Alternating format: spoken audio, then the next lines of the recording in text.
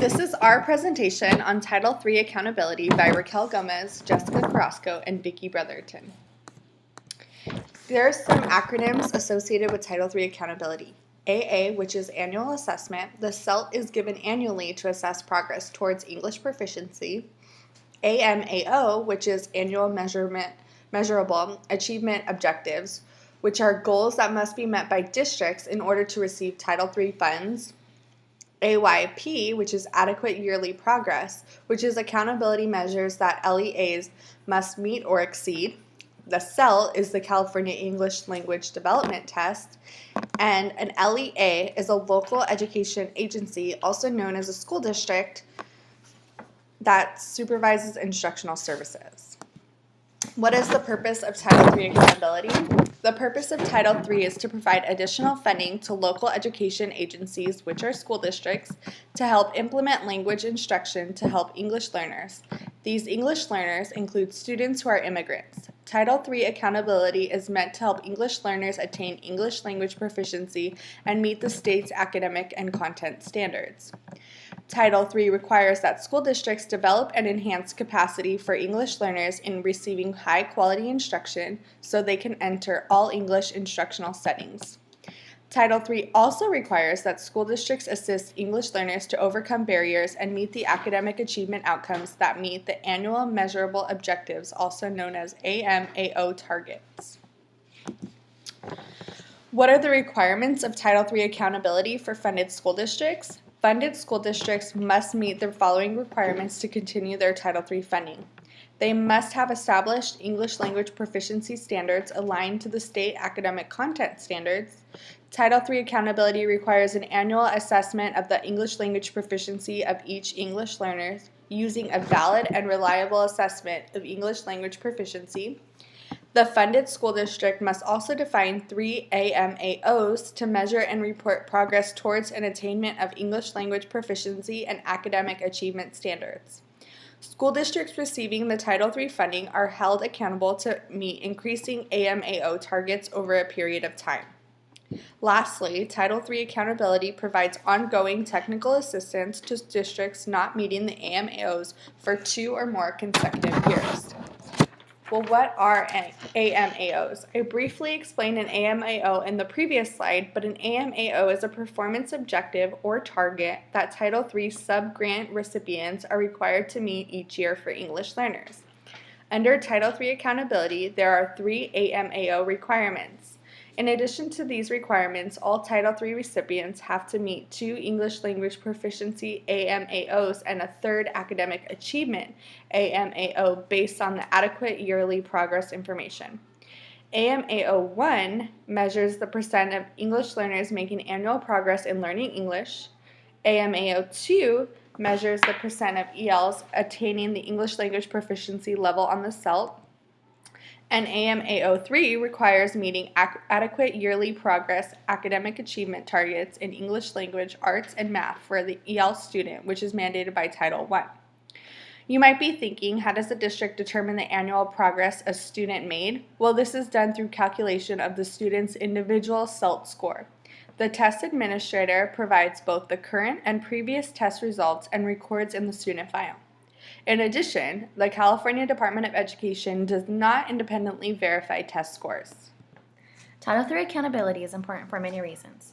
For one, the reports and scores help LEAs gain funding for ELL programs, which then improves the district in a variety of ways. Title III accountability reports include the AMAOs and the CELT.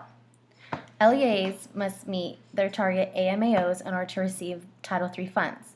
That's what makes this program accountable. The California Department of Education prepares a Title III accountability report for each LEA directed funded charter schools.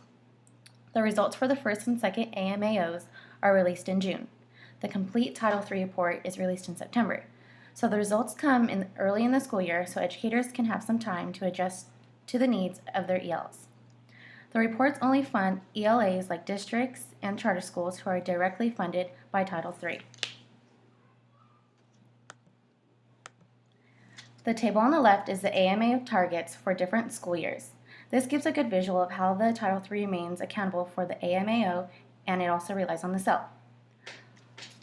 On the right is a sample accountability report. I'm not going to go through each percentage, but it does give a nice breakdown for ELAs to see their annual progress in learning English with the AMAOs and the CEL. When LEAs meet their Title III AMA goals, it does the following for the districts. It heightens awareness among state and district members of the need to address EL concerns, so members become more aware of what needs to be done to help the ELs. And then it also uses the data to emphasize identifying EL students appropriately and for planning EL programs and services. ELs are able to gain more effective assistance. Professional development, technical assistance, and coordinated services to better address EL's needs.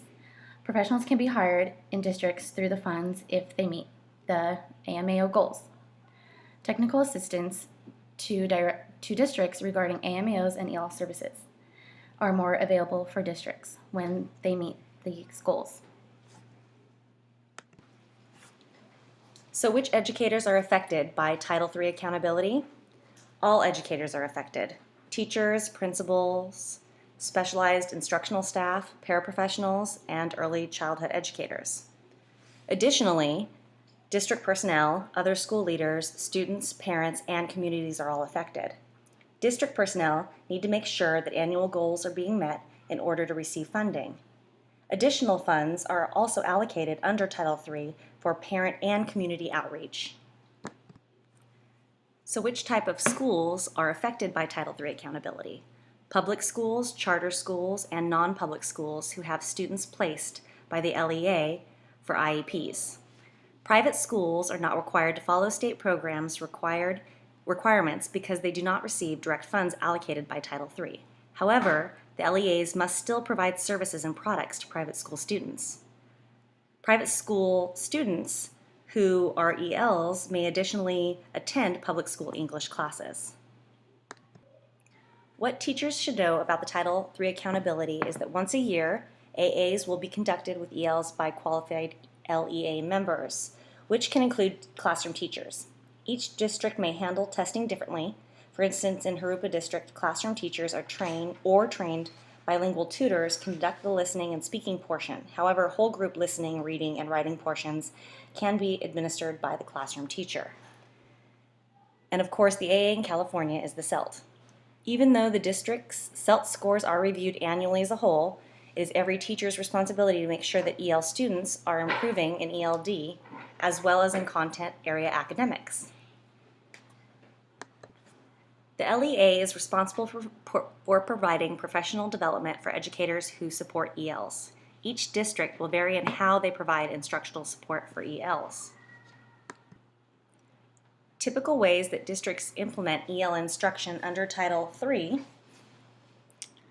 is that EL instruction is given directly within the classroom, push-ins where a specialist works within the classroom for EL support, pull-outs where targeted instruction is provided outside of the classroom by a specialist, and dual language or bilingual instruction.